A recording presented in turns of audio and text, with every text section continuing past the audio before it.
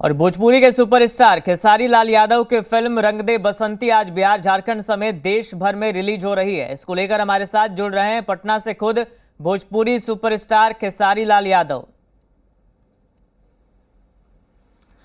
तो हमारे साथ खेसारी लाल यादव हैं और खेसारी यादव से आज तो फिल्म रिलीज हो रही है। आप खुद बिहार में हैं, छपरा पूरा भोजपुरी का इलाका, वहाँ से आप आते हैं और आज खुद बिहार में मौजूद हैं। आज फिल्म रिलीज हो रही है, पूरे देश में रिलीज हो रही है, देश ही क्या कहें विदेशों में भी रिलीज हो रही है। सबसे पहले जी के देखने वाले जितने भी श्रोता हैं सबको दिल से प्रणाम। और ये मेरा एक सपना ही है देखा जाए तो, क्योंकि इतने बड़े कैनवास की फिल्म मैं पहली बार किया हूँ। इतने बड़े भव्य तरीक़ा से जो रिलीजिंग हमारे SRK के मालिक रोशन सिंह जी, शर्मिला दीदी, सबका एक प्रयास था। और मुझे लगता है कि सबसे बड़ा प्रयास हमारे डायरेक्टर प्रिमांशु जी का, क्योंकि आज 1 साल से वो दूसरा कोई काम नहीं किए हैं, वो लगे रहे इसी में। और आज फाइनली मैं 2 दिन से प्रीमियर ही कर रहे हैं हम लोग, और देखने के बाद मन नहीं भरता कि हाँ एक बार में ख़त्म, लगता है कि फिर देखें। तो वो एक चाहत बहुत कम ऐसे फिल्मों में होती है कि नहीं क्या है, हम लोग कोशिश करते हैं हर फिल्मों में, बट एक सिनेमा अलग है जो कि देश से जुड़ा हुआ है, हिंदुत्व से जुड़ा हुआ है।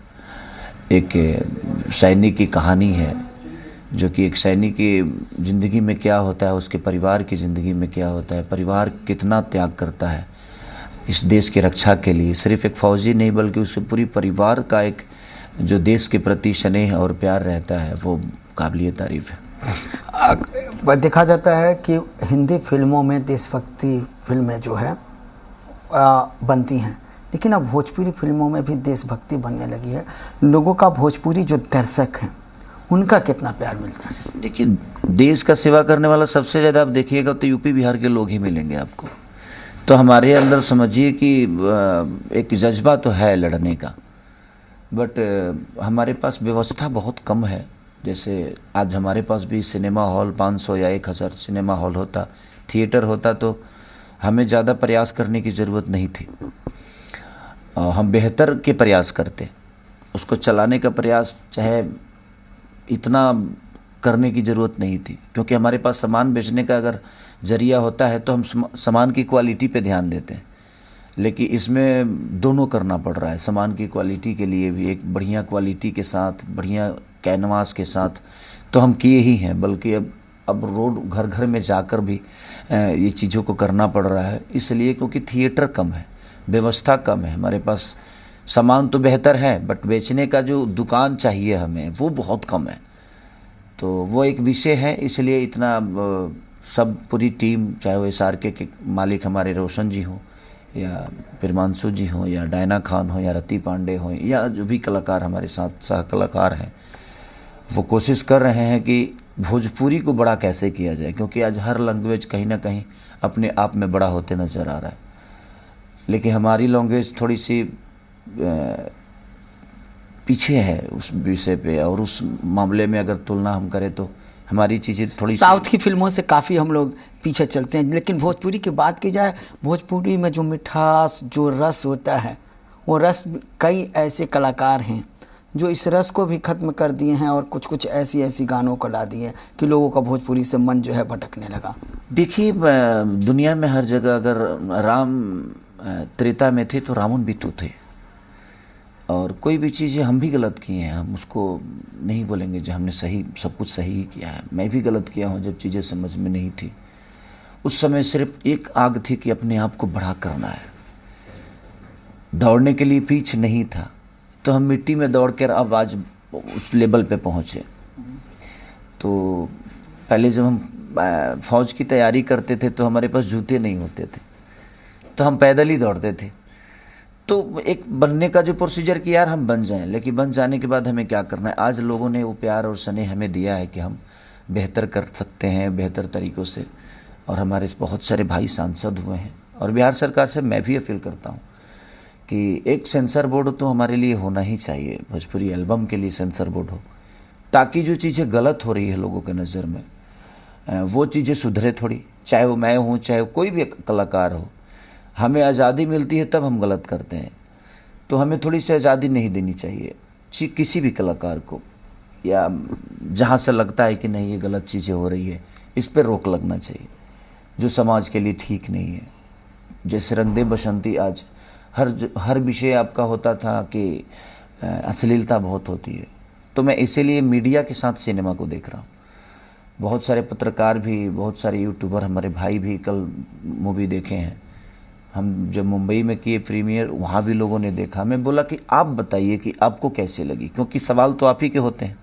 तो सबसे बड़ा तो आप लोग को देखना चाहिए कि जो सवाल आप करते हैं तो वो तो हमेशा के लिए होता है ना सवाल। तो मैं चाहता हूँ कि अब सवाल हो तो बिना देखे ना हो, आप देखिए, उसको समझिए कि हाँ भोजपुरी में एक बेहतर प्रयास है। तो अब प्रयास हमें करना चाहिए कि कलाकारों ने तो कर दिया, प्रोड्यूसर ने कर दिया, डायरेक्टर ने कर दिया। अब भोजपुरी समाज को बड़ा करने का जो एक होड़ चल रहा है उसमें आप सबका बहुत बड़ा योगदान होना चाहिए, और हमारी जनता का योगदान, कि जिस तरह साउथ के लोगों ने अपने सिनेमा को बड़ा करने के लिए हर आदमी घर से निकला और आज हिंदी से ऊपर हो गए। तो मुझे लगता है कि प्रयास सिर्फ एक किस करने से नहीं होगा, सबको मिलकर करना पड़ेगा, तब हमारा भोजपुरी भाषा बाकी लैंग्वेज में भी लोग कहेंगे कि नहीं यार भोजपुरी भी बहुत रिच है और भोजपुरी का भी अब गरिमा बड़ा हो रहा है। अब सवाल थोड़ी राजनीति ले लेते हैं खेसारी जी। लोकसभा चुनाव में बिहार में ही कई उम्मीदवारों का आपने कैंपेन किया, कईयों ने जीत हासिल की, कईयों ने हार हासिल की। पहले आपकी शुरुआत हुई आप ही के करीबी आपके मित्र से, और उसके बाद फिर आप पवन सिंह का किए, फिर मीसा भारती का किए। एक चीज़ बताएं, खेसारी यादव मित्रतावश बुलाने के बस गए थे कि कोई राजनीतिक पार्टी से भी वो दिलचस्पी रखते हैं? देखिए, मैं एक कलाकार हूँ और कलाकार का कोई राजनीति पार्टी नहीं होती है और ना ही उसका कोई पर्टिकुलर एक समाज होता है। हम सब समाज के लोग हैं, हमें सब समाज ने बड़ा किया है। तो मेरी जहाँ व्यक्तिगत रिलेशन होती है वहाँ मैं कोशिश करता हूँ कि मैं जाऊँ और उनको अगर मेरी ज़रूरत है तो मैं वहाँ पे खड़ा उतरूँ, क्योंकि वो मेरा पर्सनल संबंध है लोगों से और मेरी व्यक्तिगत रिलेशन है। तो वहाँ कोई राजनीति पार्टी नहीं है, वहाँ कोई एक समुदाय नहीं है। तो मैं अपने रिलेशन को हमेशा, वो किसी भी पार्टी में हो, मेरे लिए विषय नहीं है, मेरे लिए विषय है कि वो मेरा है। तो मैं कोशिश करता हूँ। मैंने तो मिशा दीदी का भी किया, पवन भैया का भी किया, कलकत्ता में भी मैंने टीएमसी का भी किया, जदयू का किया। तो जहाँ पे मेरी व्यक्तिगत रिलेशन है ना, वहाँ पे मेरे लिए पार्टी मायने रखता ही नहीं है। मुझे लगता है कि वहाँ पे मुझे जाना चाहिए और उनको मेरी ज़रूरत है। और जहाँ तक रही सवाल पवन भैया के, तो पवन भैया एक मेरे बड़े भाई की भूमिका में हमेशा रहे हैं और वो हैं भी। तो उनके लिए मैं मनोज भैया के लिए भी किया हूँ। जो मुझे बुलाता है और जिनको लगता है कि मेरी ज़रूरत है वो मुझे याद करते हैं और मैं वहाँ जाता हूँ। और पवन भैया इंसान बहुत प्यारे हैं। ठीक है, हार जीत तो जीवन में लगा ही रहता है।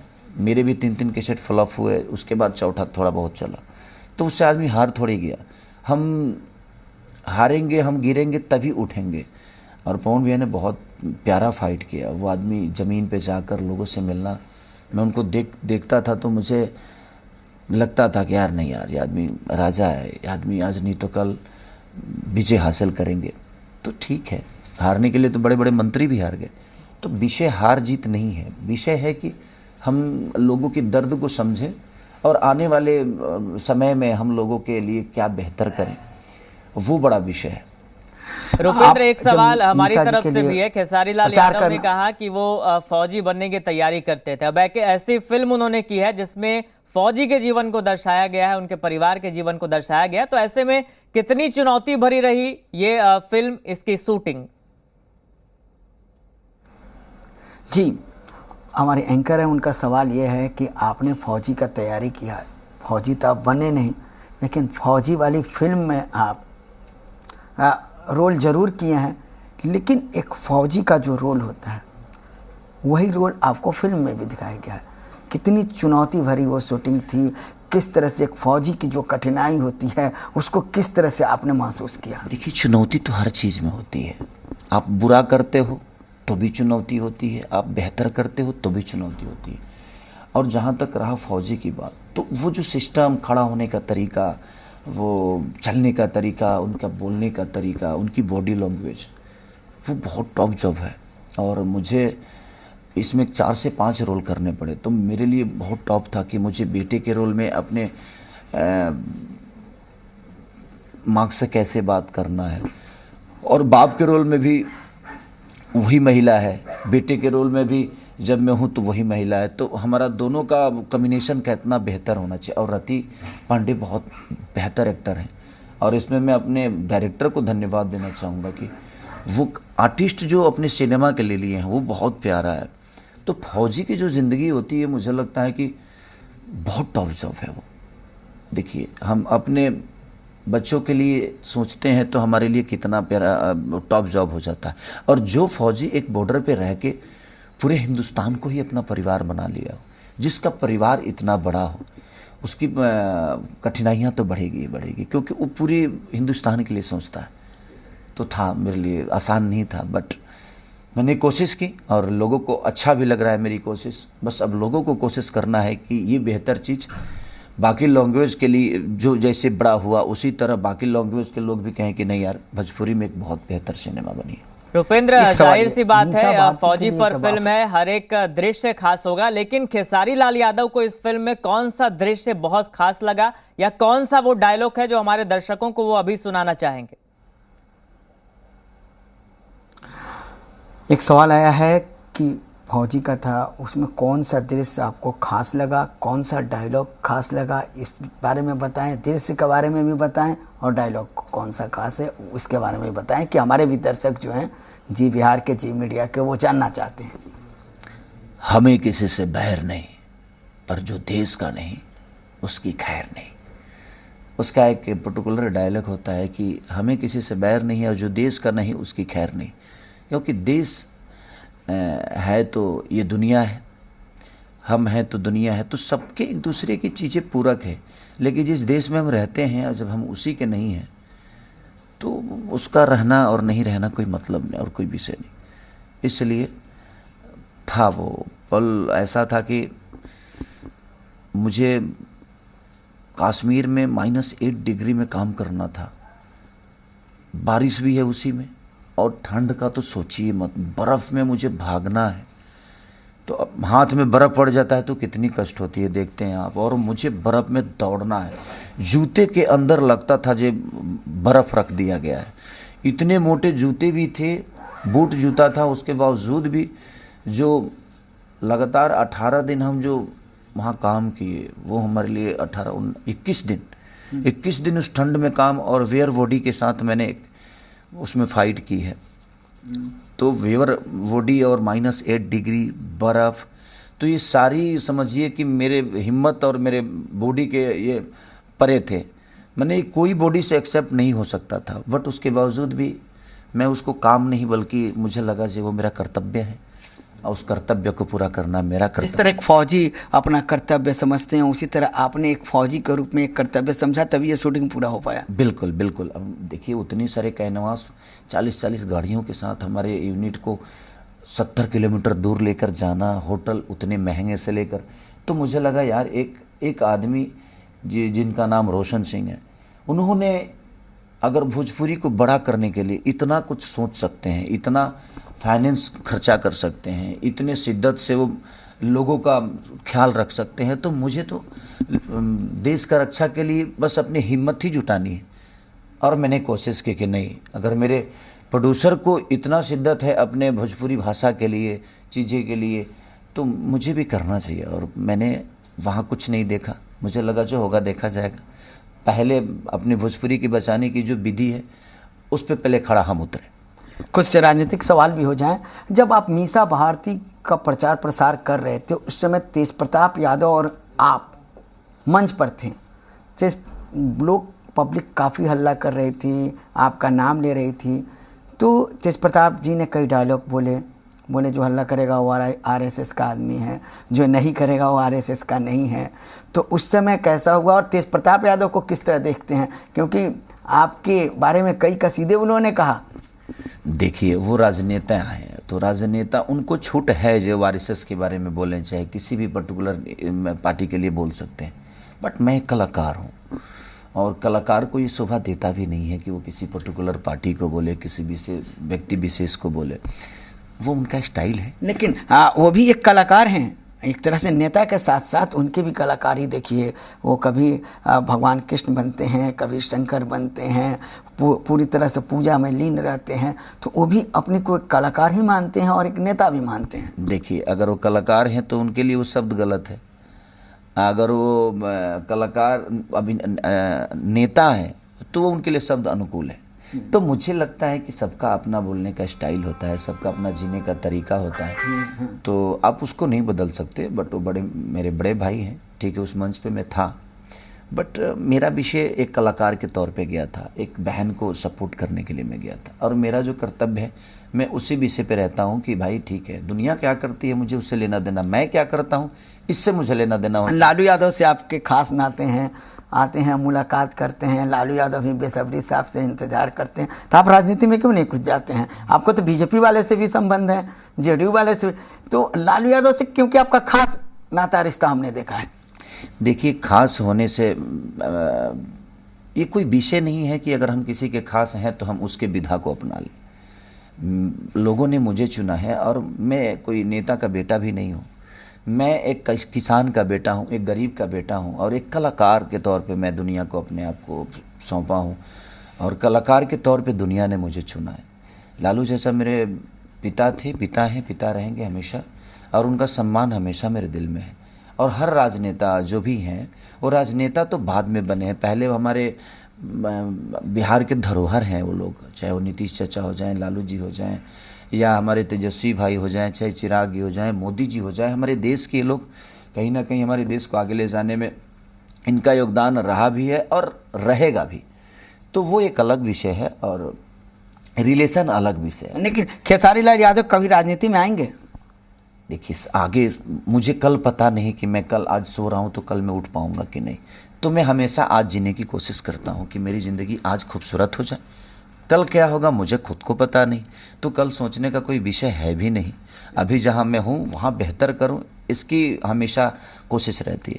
लेकिन एक आपको याद दिला दें, जब जी मीडिया के द्वारा छठ की शूटिंग हो रही थी, इसी पटना में हो रहा था और गर्दनी बाग में हो रहा था, आपने छठ का गाना वहाँ पर फिल्माया और पहली बार था कि आपके माताजी और पिताजी दोनों उस शूटिंग के देखने आए हुए थे। मैं उसी समय वहाँ रिपोर्टिंग भी कर रहा था।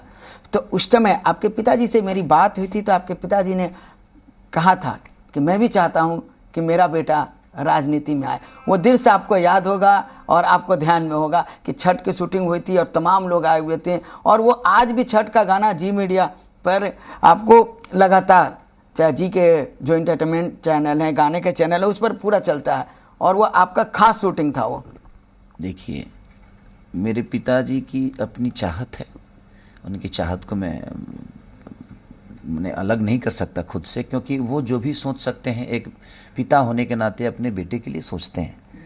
मैं भी सोचता हूँ, हर पिता अपने बेटे के लिए सोचता है कि मेरा बेटा ये किया अब ये करे, मेरा बेटा यहाँ जाए वहाँ जाए।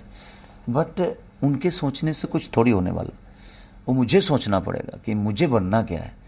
और मैं किसी भी पिता के लिए हमेशा सम्मान रहता है। वो मेरे पिता हैं और वो कभी सोचे ही नहीं थे कि मैं एक कलाकार बन पाऊँगा। क्योंकि मेरे पिता का तो यही सोच था कि मैं सिलाई भी सीखा हूँ, कपड़ा सीने वाला, सिलाई पहले, क्योंकि हमारे गांव में पहले होते थे कि भाई सिलाई मशीन ही से लोग सीखते थे ज़्यादा करके। आपने और भी काम किया है। आप जब दूध बेचने जाते थे तो पैसा बचाने के लिए आप उसमें पानी मिला देते थे। एक दिन मेढक ही पड़ गया, आज जब दूध वाली भाभी को देने गए तो उसमें से मेढक छपक गया। अरे नहीं, वो तो कॉमेडी दिनेश भैया ने, हम जब गए नहीं, थे। दिनेश भैया से मेरी भी बात होती है। दिनेश भैया ने रियली में बताया था और विनय भैया ने और मनोज भैया ने भी तमाम चीज़ों को हमको बताया था। बताइए बात में कितनी सच्चाई है, क्या उन्होंने कहा था। मेढक उड़क नहीं कूदता था, ऐसा नहीं। लेकिन दूध में आप पानी मिलाते थे ना। ये सच्चाई है, मैं उसको झुटला नहीं सकता, क्योंकि वो चीज़ें थी और वो बचपना थी। वो 2 रुपये मेला घूमने के लिए, वो गरीबी मेरी इतनी मेरे पे हावी थी कि मैं शायद 2 रुपये के लिए सोचना पड़ता था। और हमारे यहाँ मेला लगता है, सोहबत मेला, तो उसके लिए ना हम लोग 1 साल पहले से इकट्ठा करते थे पैसा, 50 पैसे, 10 पैसे, 20 पैसे, माने उस टाइप की, ताकि हम जाएंगे तो जिलेबी खाएंगे, घूमेंगे, जिलेबी खाएंगे और आपको जो चीनी वाला मिठाई है उसे खाएंगे। तो उसके लिए आदमी तैयारी करता था शुरू से। हम लोग तो जैसे गेहूं का दिन हो जाता था तो गेहूं का बाल जो गिर जाते थे ना, उसको हम बोरा में बीन बीन के मिसते थे और बेचते थे ले जाकर गेहूं। तो ज़िंदगी में चीज़ें बहुत हुई है, और जो हमारे पास नहीं थी उसकी पाने की इच्छा तो हमेशा लोगों की होती है। जो चीज़ें नहीं होती है उसको ही अपना बनाना चाहता। तो मेरी भी कोशिश वही थी, एक गरीबी और दूसरा कि परिवेश जो था हम लोगों का बहुत, एक घर में इतने सारे लोगों का रहना, एक छोटा सा घर, तो वो बहुत सारी चीज़ें थी। तो वो एक विषय था, और मुझे लगता है कि वही चीज़ें मुझे आज यहाँ तक लाई है। जब तक आप गरीब नहीं बनेंगे तब तक आपकी अमीरी की चर्चा दुनिया नहीं करेगी, क्योंकि आपको एक अवसर मिला है, गरीब ईश्वर ने बना के भेजा है। तो उस गरीबी को कोसिए मत कि यार गरीब हैं हम, नहीं। आपको अवसर मिला है अमीर बनने का, आप बनिए, मेहनत करिए, कोशिश करिए, और आप कोशिश करिएगा तो कुछ ना कुछ तो बन ही जाइएगा, बट कोशिश तो करना पड़ेगा। रुपेंद्र, एक आपके सवाल नजर और में है। कौन से देश के राजनेता जी रुपेंद्र, एक सवाल और है। बागी जी, एक सवाल योद्धा करें। खेसारी लाल यादव ने एक फिल्म की थी, उसमें भी एक सोल्जर की भूमिका में, सेना के जवान की भूमिका में वो थे। तो ये फिल्म उससे कितनी अलग है, संक्षेप में जान लीजिए। एकदम, बागी एक योद्धा आपने फिल्म किया था, उसमें भी आप एक सैनिक के रोल में थे, और उस फिल्म से ये फिल्म कितनी अलग है? कौन सा? बागी में? हाँ हाँ। बागी में एक मैं था फौजी, बट उसमें होता है ना कि एक सीक्रेट तौर से चीज़ों को किया जाता है। इसमें मैं प्रॉपर फौजी हूँ, और प्रॉपर एक फौज की, उसमें एक पर्टिकुलर एक इंसान की कहानी थी, और वो लव ट्रेंगल सिनेमा था कि जिससे मैं प्यार करता हूँ वही आतंकवादी रहती है, और मुझे पता ही नहीं चलता कि वो आतंकवादी है। वो लास्ट में रिवील होता है कि जितने भी बम प्लान किए गए थे वो मेरे गर्लफ्रेंड के द्वारा ही किए गए थे, और वो बाद में सीक्रेट खोलता है तो पता चलता है कि अरे यार मैंने क्या कर दिया। लेकिन इसमें वैसा नहीं है, बाकायदे एक फौजी की जो कहानी होती है, फौजी के परिवार की जो शहादत के बाद स्थितियाँ होती हैं, वो कितना टॉप जॉब होता है। हमें दर्द हो जाता है तो हम रोने लगते हैं, लेकिन एक फौजी की पत्नी शहादत के बाद भी उसकी आंखों से आंसू नहीं गिरता, वो कितनी हिम्मत वाली होती है। तो जितना कर्मठ अपने देश की रक्षा के लिए जो साहस और जो ताकत और जो क्षमता एक फौजी की होती है, उसी तरह मुझे लगता है कि पूरे उसके परिवार की हो जाती है, और परिवार के लोग भी उसको एक फ़क्र के हिसाब से उसके शहादत को हमेशा, और वही चीज़ें दिखाया गया है हमारे इस सिनेमा में कि फौजी बनना आसान नहीं है, फौजी बनने के बाद जो कर्तव्य आपका होता है वो और कठिन हो जाती है। जी बिल्कुल रुपेंद्र, ये अगर कहें कि एक फौजी के बारे में खेसारी लाल यादव को कुछ कहना पड़े तो वो किस तरीके से परिभाषित करेंगे? एक फौजी के बारे में आपको कुछ कहना पड़े तो उसे किस तरीके से परिभाषित कीजिएगा, किस तरीके से लोगों को कहिएगा एक फौजी के रूप में? इस धरती का सबसे बड़ा वीर, जिनकी वजह से हम सुरक्षित हैं। फौजी की ज़िंदगी मुझे लगता है कि दुनिया की सबसे कष्ट वाली ज़िंदगी है, लेकिन सबसे फ़क्र वाली भी है। कि हम कितने भी, खेसारी लाल आज कितना भी बड़ा अरबपति बन जाए, खरबपति बन जाए, बहुत बड़ा नाम हो जाए, बट कभी इसके शहादत, इसके मौत पे कभी तिरंगा नहीं होगा,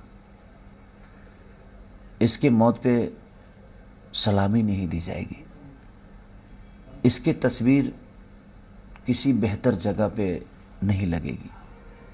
बट एक फौजी की सैलरी कम हो सकती है, एक फौजी करोड़पति नहीं बन सकता, बट ये सारी प्रोसीजर जो होती है ना, एक फौजी के नसीब में होती है। तो उससे बड़ा मुझे नहीं लगता कि देश का रक्षक कोई हो सकता है, उससे बड़ा देश प्रेमी कोई हो नहीं सकता, और देश में उससे बड़ा योगदान किसी का नहीं हो सकता। लेकिन अब तो नौकरी ही कम हो गई है। वो तो विषय सरकार की है। मैं एक फौजी के लिए बोला, वो मेरा विषय था कि हाँ, उससे बड़ा समझिए कि इस देश के लिए कोई किसी की कुर्बानी हो ही नहीं सकती। रुपेंद्र, खेसारी लाल यादव ने जिक्र किया कि बहुत कम तापमान में वो कश्मीर में शूटिंग कर रहे थे, चुनौतियों का सामना करना पड़ रहा था। इसके अलावा और कौन कौन सी चुनौतियों का सामना उन्हें इस फिल्म के लिए करना पड़ा, कितनी मेहनत करनी पड़ी? जरूर पूछेंगे। आपने जिक्र किया कि आपने जम्मू कश्मीर में किस तरह से बर्फ़ में शूटिंग किया, कई चुनौतियों का सामना करना पड़ा। उसके बाद कहा जाए और किन किन चुनौतियों का आपको सामना करना पड़ा?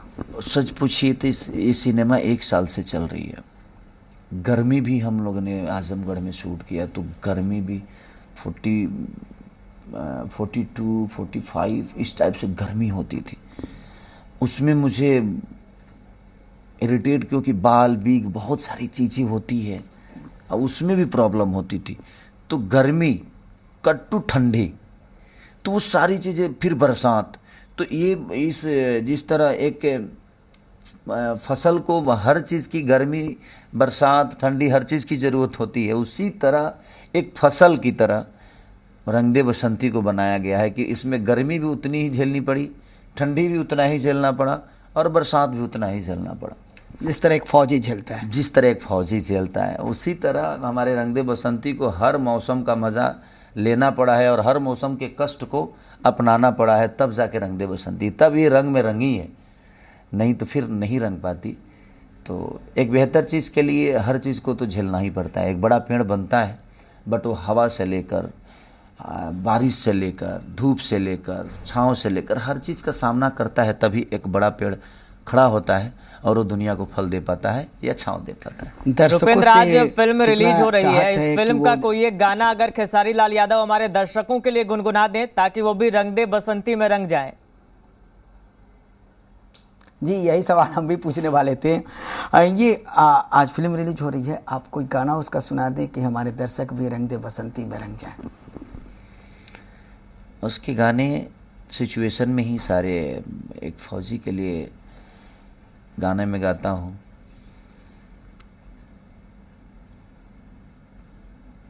वो याद नहीं आ रहा है कि जब मैं वहाँ से लौटता हूँ, हमारी वाइफ विधवा हो गई है और मैं जब वहाँ से लौटता हूँ तब वो गाना सिचुएशन का बड़ा खूबसूरत गाना है।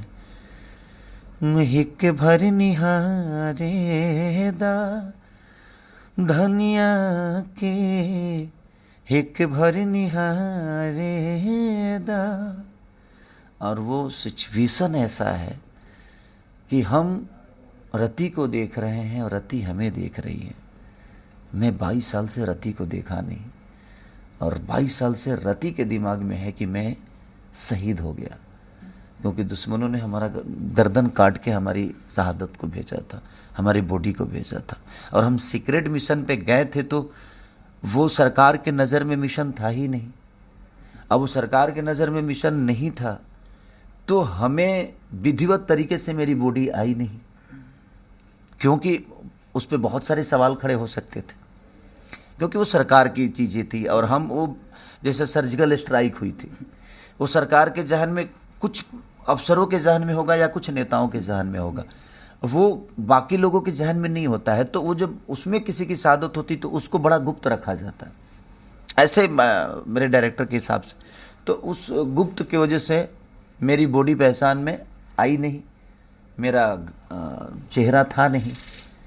तो वो पहली बार देख रही है 22 साल बाद। वो देखने का जो फीलिंग, मैं 22 साल बाद देख रहा हूँ अपने वाइफ को, वो देखने की मेरी जो आंखें और उसकी आंखें, जो वहाँ पे तो एक अलग लेवल की चीज़ें है। वो तड़प जो थी, 22 साल की तड़प आपको उस पल भर में लाना है। और मेरे डायरेक्टर साहब ने उसको बखूबी हमें समझाया, उनको भी और मुझे भी, और हमने कोशिश की।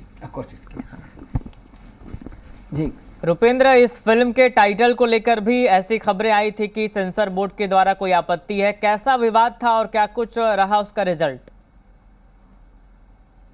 जी जरूर पूछेंगे। इस फिल्म को लेकर सेंसर बोर्ड ने भी आपत्ति दिया उसके टाइटल को लेकर, तो कैसा विवाद था और किस तरह से इसको आप लोगों ने निपटा?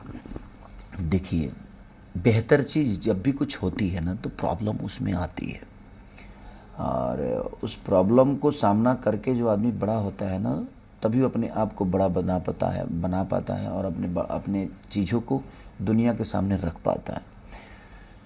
तो ठीक प्रॉब्लम, उनको भी चीज़ें समझ में आई और फिर से हमें सेंसर बोर्ड ने हरी झंडी दी, और प्रयास इसमें हमारे रोशन सर का बहुत ज़्यादा रहा कि वो लगे रहे कि नहीं। उनका था कि भाई रंग दे बसंती मेरी टाइटल है, आप उस पर नहीं बना सकते, बट उनको भी समझ में आई और उन्होंने भी उस चीज़ को कहा कि नहीं यार, एक सिनेमा बना है, लोगों का विश्वास है, ये लोगों का प्रयास है, और उस प्रयास में अगर हम थोड़ा सा अटकने लगा देते हैं तो एक भोजपुरी की प्रयास ख़त्म हो जाएगी, एक भोजपुरी की जनता का विश्वास ख़त्म हो जाएगा। तो चीज़ें हुई और उनको भी दिल से साधुवाद कि उन्होंने चीज़ को समझ के और हमें हरी झंडी दी। जी उपेंद्र, भोजपुरी की अगर बात करें तो एक ऐसा दौर आ चुका है कि हम देखते हैं कि मसाला जितना ज़्यादा होगा फिल्म उतनी चलेगी, ऐसी एक मानसिकता बैठ गई है। ऐसे में खेसारी लाल यादव को इस फिल्म से कितनी उम्मीदें हैं? जरूर, बहुत बड़ी सवाल आपने की। भोजपुरी की बात की जाती है तो भोजपुरी में ये है कि मसाला जितना रहेगा फिल्म जो है उतना ही चलेगी, गाने उतने ही चलेंगे। लेकिन आप इस फिल्म से क्या अपेक्षा रखते हैं? है कि इसमें तो मसाला नहीं है, इसमें तो एक फौजी की ज़िंदगी है। मैं उसी विषय को तो ख़त्म करने के लिए इस सिनेमा का हिस्सा बना हूँ कि जो मानसिकता हमारे भोजपुरी समाज में हो गई है कि नहीं यार, बच्चों के साथ नहीं देख सकते। मैं इस सिनेमा को 5 तारीख को अपनी बेटी और बेटा दोनों के साथ देखा, और मेरी बेटी का विषय था कि पापा, आपके अभी तक के जीवन के जितने भी आपने काम किए हैं सबसे श्रेष्ठ काम आपने इसमें किया है। और मुझे थोड़ा भी शर्म नहीं आया कि मैं अपनी बेटी के साथ देखा, मैं फ़ख्र से देख रहा था। तो जो सवाल मैं इसीलिए चाहता हूँ ना कि मेरी जितनी भी सवाल करने वाले पत्रकार हों या सोशल साइट के लोग हैं या मीडिया कर्मी, आप लोग इस सिनेमा को देखिए, तब आप जब सवाल करेंगे तो जहन में जिससे भी करेंगे तो आप ये कह पाएंगे कि यार आपने ये गलत किया है। रंग दे बसंती भी तो भोजपुरी की सिनेमा थी, आप उस तरह क्यों नहीं बनाते? तो आपके पास एक सवाल करने का रंग दे बसंती का एक विषय हो जाएगा, क्योंकि जब तक आप उस चीज़ों को देखेंगे नहीं। मेरे कहने का मतलब कि हमने लालू जी के कार्यकाल को देखा, नीतीश जी के, तो हम कंपेयर तो करते हैं ना। हमने सोनिया गांधी जी को भी देखा, अटल बिहारी वाजपेयी जी को भी देखा, आज नरेंद्र मोदी जी को भी देख रहे हैं। तो हम जब किसी को देखेंगे ही नहीं तो हमें पता कैसे चलेगा जो कौन सही है कौन गलत है? हम बिना देखे ही दुनिया को गलत साबित कर दे। इसीलिए मैं चाह रहा हूँ कि अब सोशल मीडिया, जो हमारे पढ़े लिखे लोग हैं, जिनके दिमाग में बैठा हुआ कि नहीं भोजपुरी में अश्लीलता होती, इसे हम नहीं चाहते, मैं उनसे भी कहूँगा कि प्लीज़ आप देखिए। कल मैं 2-3 डॉक्टर भी, 2-3 प्रोफेसर भी मेरे साथ कल सिनेमा देख रहे थे पटना में। उन्होंने कम्प्लीटली, कुछ महिलाएं भी थीं जो कि एजेड थी, शिक्षित थी, उन्होंने कम्प्लीटली बोला कि बेटा तुमने भोजपुरी में इतना बड़ा रिस्क ले लिया जबकि कोई ले ही नहीं सकता। आपने जो सिनेमा बनाया है कम्प्लीटली भोजपुरी को अब ये बड़ा नहीं कर पाया तो फिर कोई नहीं कर पाएगा।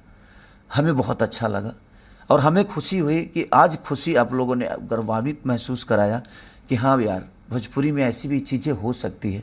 तो आपके प्रयास को मैं सलूट करती हूँ बेटा, सलूट करता हूँ बेटा कि आप सबके प्रयास ने इतनी बेहतर सिनेमा भोजपुरी को दी, और इसमें भोजपुरी को बड़ा करने का योगदान बहुत हो सकता है, बशर्ते हम सब मिलकर इसको बड़ा करें। तो रुपेंद्र, बिल्कुल अच्छी पहल की। एक आखिरी सवाल ले लेते हैं, भोजपुरी फिल्म इंडस्ट्री की बेहतरी के लिए खेसारी लाल यादव को क्या लगता है कि क्या किए जाना चाहिए?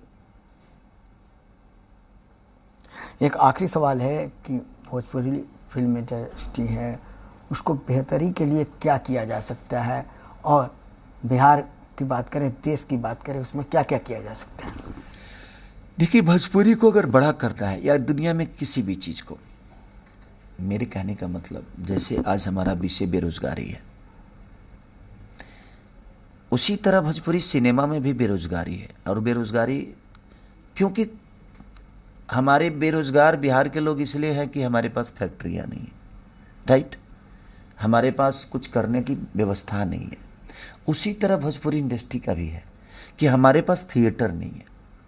अगर हमारे पास 1000 थिएटर बिहार में हो या 1000 थिएटर यूपी में हो या झारखंड में हो, तो हम भी 3000 थिएटर से अपने सिनेमा को रिलीज कर सकते हैं। और जब रिलीज करेंगे तो मुझे लगता है कि अगर हम 50,000 भी अगर एक थिएटर से कमा लेते हैं तो कम से कम 100-150 की कमाई, 200-300 की कमाई हम भी कर सकते हैं। तो जब हम करेंगे तो हम भी 400 करोड़ सिनेमा बनाने की हिम्मत रखेंगे। और जब 400 सिनेमा 400 करोड़ की सिनेमा अगर हम बनाएंगे तो 800 करोड़ हम भी कमाएंगे, और उसी हिसाब से हमारा प्रवेश बढ़ेगा, हमारी चीज़ें बढ़ेगी। लोग कहते हैं ना कि जितना चीज़ डालते हैं उतना, जितना गुड़ डालो उतना ही ना मीठा होगा। तो हम गुड़ तो डाल रहे हैं, लेकिन हम कितना भी गुड़ डालेंगे तो हमारे पास खाने वाले तो बहुत कम है ना, क्योंकि हमने थाली ही कम रखी है। तो जब थाली ही कम रहेगा तो खाने वाले तो बहुत हैं, बट हमारे पास प्लेट 5 ही है। तो 5 प्लेट में हम सबको कैसे एक साथ बैठा के खिला सकते हैं? तो विषय हमारा वही है। जिस तरह हमारे बिहार में फैक्ट्रियाँ और रोजगार नहीं है, उसी तरह हमारे सिनेमा के लिए सिनेमा थिएटर नहीं है, इसलिए थोड़े हम वीक पड़ जाते हैं। हम बेहतर सिनेमा करके भी लोगों तक उस चीज़ को नहीं पहुंचा पाते, क्योंकि लोग तो हैं बट उनके पास साधन नहीं है कि वो वहाँ जा सकें और वहाँ देख सके और अपने आप को और अपने भाषा को बेहतर करने के लिए अपना योगदान दे सके। ठीक है रुपेंद्र, बहुत शुक्रिया। आपका भी बहुत शुक्रिया खेसारी लाल यादव का अपने फिल्म को लेकर हमसे बातचीत करने के लिए। तो खेसारी लाल यादव की फिल्म रंग दे बसंती आज रिलीज हो रही है। इस फिल्म के बारे में कई उन्होंने अहम बातें बताई, कई किस्सों का जिक्र किया, कई दृश्यों का भी जिक्र किया, और भोजपुरी फिल्म इंडस्ट्री की बेहतरी की दिशा में कैसे कदम उठाए जा सकते हैं इसको लेकर भी तमाम बातें साझा की। यहाँ रुकेंगे एक छोटे से ब्रेक के लिए, फौरन लौटेंगे।